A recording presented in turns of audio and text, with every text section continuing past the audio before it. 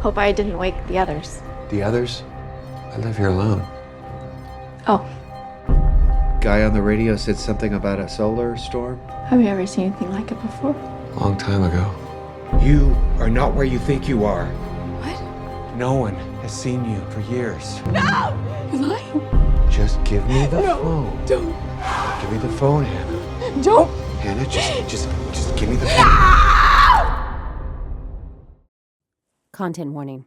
This episode contains depictions of murder and violence, as well as discussions of depression. Listener discretion is advised. A warm sensation caresses your face, waking you from a deep slumber.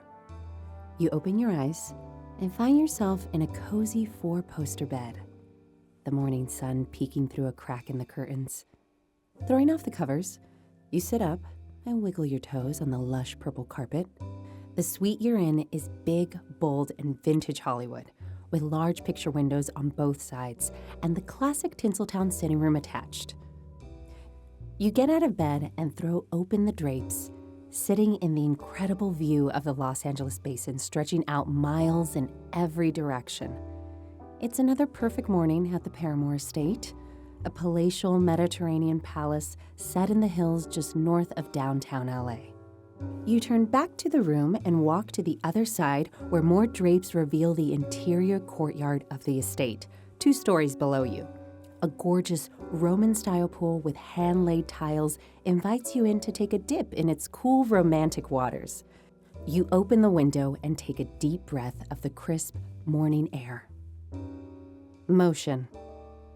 Out of the corner of your eye, it captures your attention and breaks you from the peaceful moment. Across the courtyard on the 2nd floor, another window is open just a crack. You think you catch a quick glimpse of a person, but the sun blocks your view. You blink your eyes and look again. The room across the way is empty. You shrug and grab your bathrobe. Time to explore. Stepping out of your room, you shut the door and wander down the hall.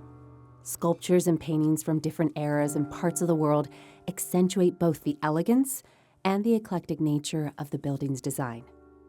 Halfway down the hall, an opening reveals a grand 2-story ballroom, its vaulted ceiling rising high above a spacious hardwood floor that could easily host 100 partygoers. It's a sight to behold, but another sight catches your eye.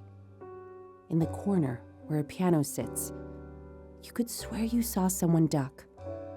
You call down to them. No response. You reach the stairs and descend to the 1st floor, where you enter the ballroom. No one is there. A sense of uneasiness pricks at the hairs on the back of your neck. Even on this bright and sunny day, it feels like a dark spirit is watching you. Is your mind playing tricks on you? Or is someone, or something, stalking you through the halls of the Paramour estate?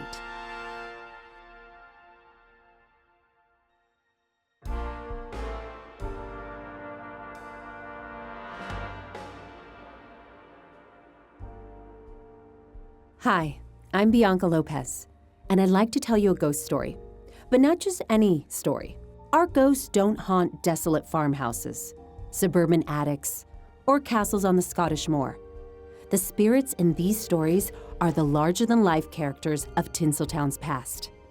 Whether a big-time producer, a rising starlet, or just another face in the crowd, these souls and their search for glory came to an inglorious and sometimes tragic end. So come with us as we peek behind the curtain of Hollywood's glitz and glamour and go beyond the veil on this week's Tinseltown Ghost Stories.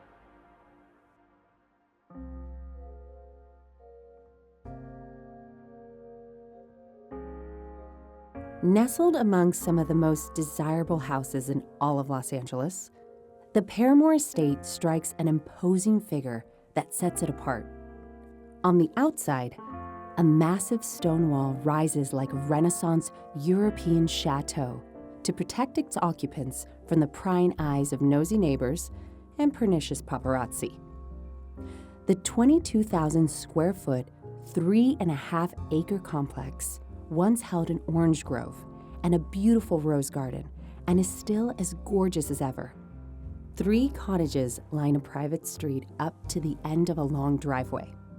And at the center of it all, an expansive yet inviting mansion. Its tan walls and red Spanish roof tiles welcoming guests with warmth.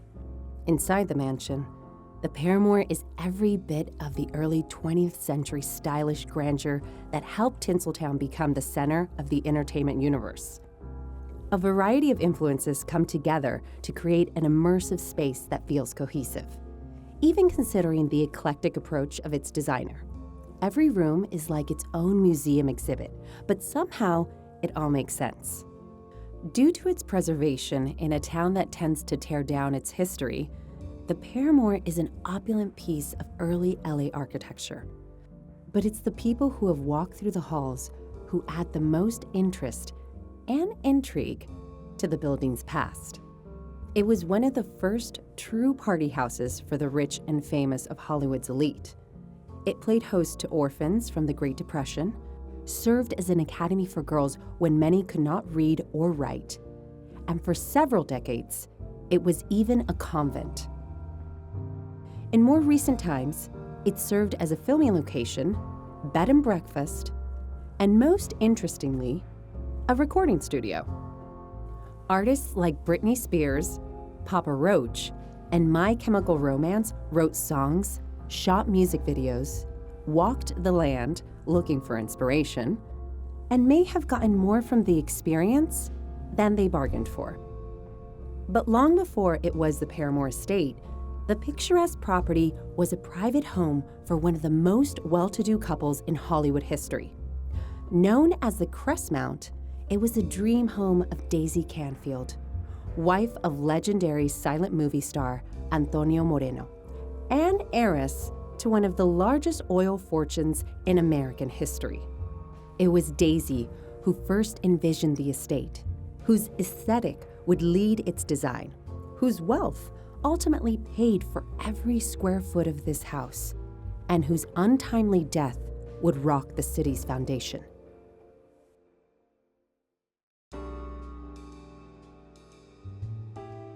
Daisy Canfield's life reflects that of the city she would call home for most of her life. Born in Nevada in 1884, Daisy's father, Charles A. Canfield, was an oil prospector whose personal sense of adventure meant that the family never stayed in one place too long. That's how the Canfields, Daisy and her father plus her mother Chloe and 3 sisters, came to live in Los Angeles, where Charles set up an operation with a partner in search of the substance that was beginning to run America's industrial machinery. And wouldn't you know it, in a stroke of luck that was quintessentially California, Charles struck black gold in what is now the neighborhood of Echo Park in 1892, when Daisy was just 8 years old. This was the first such find in Los Angeles and transformed the city into an oil-producing powerhouse almost overnight, with the Canfield family at the center of it all. While striking it rich would rocket the Canfields into elite circles and eventually make the sisters 4 of the most desirable bachelorettes in town, Daisy's mother, Chloe, made sure to balance their good fortune by becoming one of LA's biggest philanthropists. She was known throughout town for her kindness and generosity to the growing underclass that made their massive wealth possible. As the 20th century began, the family continued to find success in the oil market, and Daisy entered adulthood with a marriage to another oil man, J.M. Danziger. It was expected that Daisy would take some interest in the business. But as with any Hollywood story, tragedy is always just around the corner. It struck in 1906, when 22-year-old Daisy and her mother were just back from visiting Charles at another of his oil fields in Mexico. Morris Buck, a former coachman who had been fired by the family years earlier for mistreating the horses, came to the house uninvited, drunk, and in search of a loan. Chloe, ever patient, sat with Morris and quietly listened to his requests. When she ultimately refused the loan, he pulled out a gun and shot her 3 times. She died on the spot. with Daisy looking on. Buck fled into the city to MacArthur Park, where the Canfields' neighbors tracked him down and delivered him to the police. The grisly murder of an oil baron's beloved wife while he was out of the country was soon the talk of the town, and after a sensational trial, Buck met the end of a hangman's noose, a harsh punishment for a harsh crime.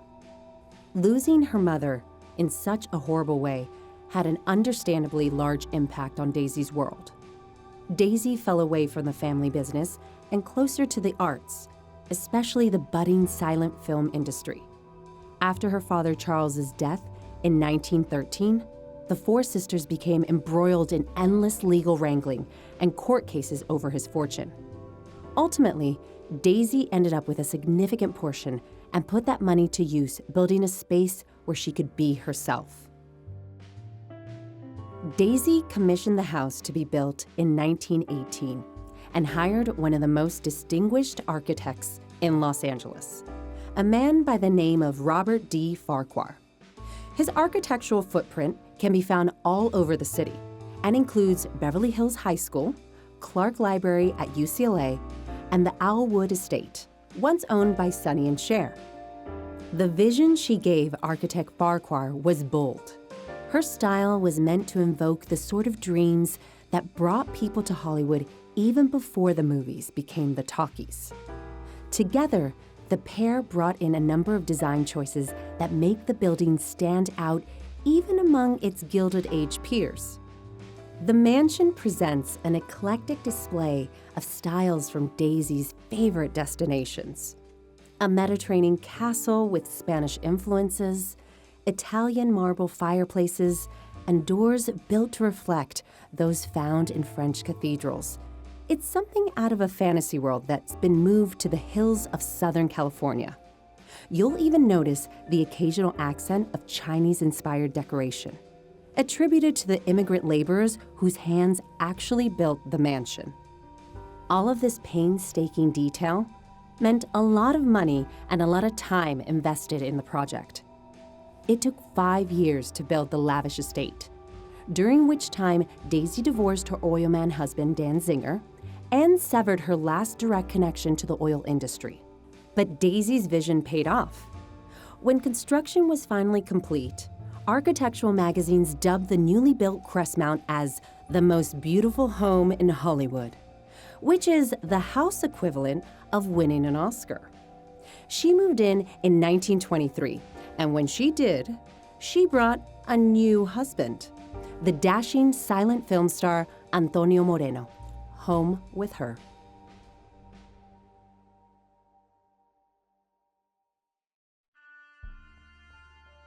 By all accounts, the new couple was head over heels in love, and the public couldn't get enough of the suave matinee idol and his oil heiress wife. Anytime the Canfield Morenos stepped out for a night on the town, the adoring fans were there, and so were the paparazzi. They would even follow them home and camp out near the estate for a glimpse of the glamorous stars and wealthy debutantes who attended the spectacular parties at the Crestmount. After all, what better way to celebrate married life than with all of your rich and successful friends in a 14-bedroom Mediterranean chateau on a hill with a pre-smog view as far away as the Pacific Ocean? While Antonio's name was the one in lights, it was Daisy who was the center of the action. If the Roaring Twenties was known for its parties of excess and vice, it was Daisy who hosted them in the grand ballroom of the mansion.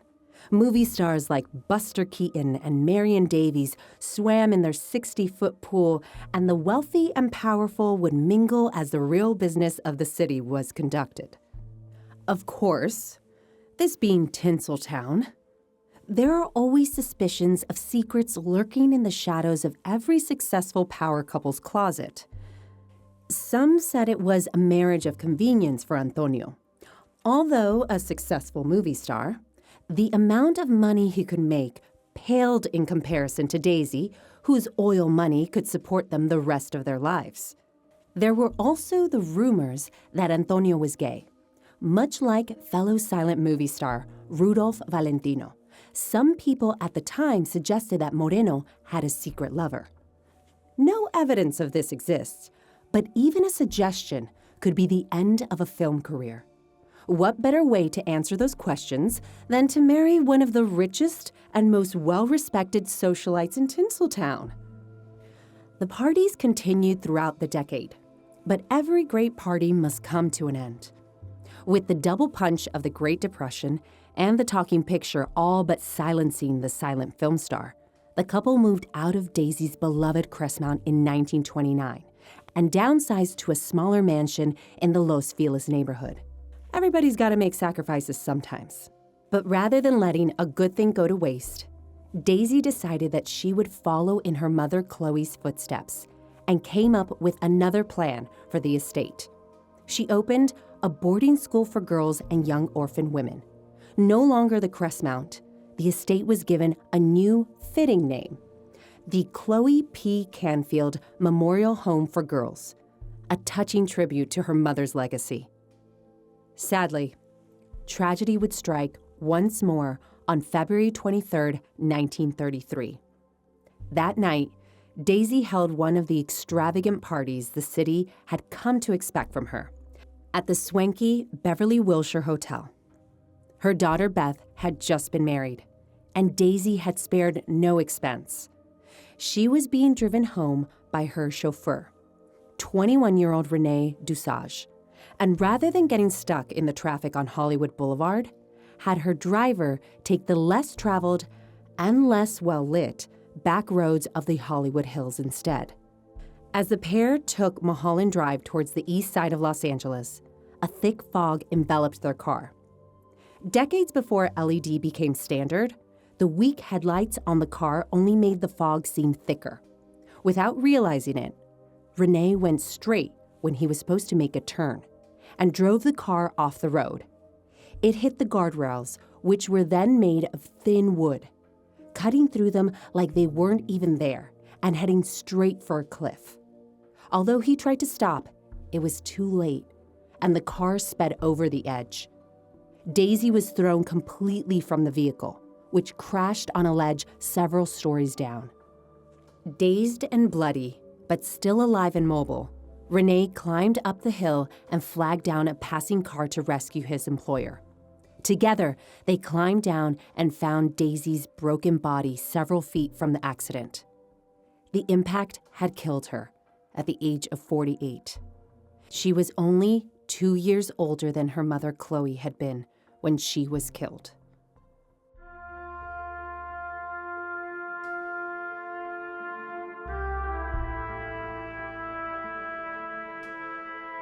In the aftermath of the accident, the city once again mourned the loss of one of its most celebrated women.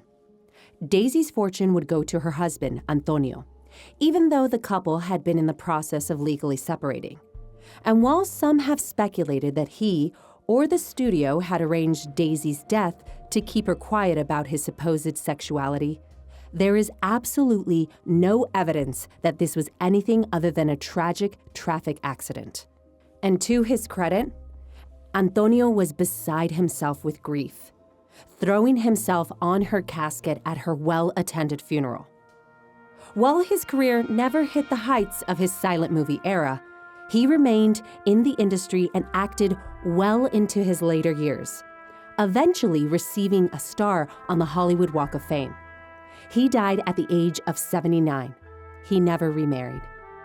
As for the estate, it continued as the Canfield Home for Girls until 1950, when it was gifted to the Franciscan Order of the Immaculate Conception, becoming a convent for a group of nuns who had just made the trek up from Mexico. It would house dozens of nuns on the same grounds that held the most decadent parties of the golden age of Hollywood. The nuns had little use for the more progressive trappings Daisy had installed, and the building took on a much more austere design, including carpets in every room. As the Silver Lake area developed away from its rural foundations and became one of the more desirable neighborhoods for residential real estate near downtown, the convent became less feasible. It was sold in 1998 to a private buyer who has since reimagined and rebuilt the former Crestmount as the Paramour estate, with its interiors, exteriors, and sprawling courtyard closer to the original conditions they would have been when Daisy and Antonio hosted the cream of old Hollywood's elite. However, no matter how much paint is added, the building has never completely let go of the tragedy at its foundation. In the years that followed, the sprawling estate took a second life as a folk legend among a new generation of movie stars and musicians. Soon after its purchase, when it was still a tad dilapidated, it played Hillcrest Academy in Halloween H2O and was featured in Scream 3. A number of reality shows filmed there, and it attracted some of music's biggest acts to challenge its ghosts. After all, the spooky old Hollywood aesthetic is perfect music video fodder. Legendary music producer Rick Rubin pointed to the house's shining vibes as a reason for this, and why he ended up not buying the house himself. Britney Spears even shot her video for My Prerogative at the estate. You might recognize the pool she crashed her car in. But one band's experience at the mansion led to one of their best-selling albums and almost caused each of them to have a nervous breakdown. Pop-punk godfathers My Chemical Romance wrote and recorded a good portion of their album, The Black Parade, while living at the Paramour for several months in 2006. Each band member attests to something paranormal occurring at the Paramour. According to the legend, the band was looking for a weird house in which to create and record their third album, and the Paramour made perfect sense. Things got real as soon as they moved in, and the band immediately began to suspect paranormal issues with their accommodations. Stairways felt cold, even in the middle of a hot day. Hallways leading to dark places where you could never quite tell what was there. Bedrooms that had seemed to have chosen the band member staying there. The band quickly settled into their routine, and things went smoothly for much of the initial recording. But a foreboding sense of dread eventually deepened into an overwhelming depressive episode. That's when things really took a turn for the strange. Bathtubs would suddenly fill even though no one had turned them on. Doors would slam closed on their own, even though the large cathedral doors weighed too much to be closed by the wind.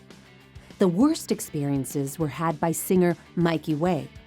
Having had a number of uncomfortable sleepless nights, Mikey says he woke up one night to a heavy presence on his chest that made it impossible for him to move. It got so bad that he had to leave the Paramour entirely, requiring the band to finish recording outside of the estate's walls. The band's time at the Paramour has left an indelible imprint on its legacy, as it does on so many of those who pass through its halls. Could Daisy have been keeping an eye on the group, hoping to once more be the life of the party? The Black Parade became their biggest selling album of all time and helped grow the pop-punk scene that still dominates the airways. There's even a subgenre of fan fiction dubbed Paramour fic that imagines the band's time recording amongst the haunted mysteries of the estate. Is there anything more punk rock than that? While the legacy of Daisy Canfield is one that was cut short far too soon, her gift to Los Angeles extended far beyond her passing. The Paramour estate stands as a testament to the expressively optimistic social scene of the Roaring '20s. And as long as it stands, it seems that Daisy may still be there, inspiring people to live out loud even from beyond the grave.